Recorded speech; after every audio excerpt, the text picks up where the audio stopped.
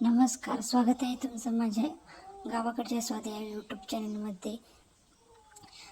स्वामी समर्थांना अभिषेक करून सुरुवात केली आहे. दुधाचा अभिषेक आज गुरुवार आहे.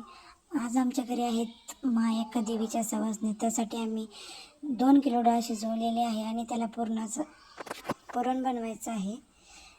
पुरण वाटायला बसलेले आहेत माझ्या 2 जाऊबाई. सासूबाई देवाला पाणी घालून आल्यानंतर आम्ही त्यांचे पाय धुतले आणि त्यांना हळदी कुंकू लावलं. देवाला पाणी घालून वारी मागून यायची अशी प्रथा आहे.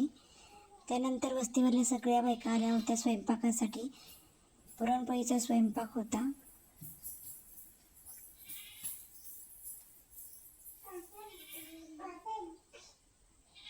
सगळ्या बायका मदतीसाठी येत असतात.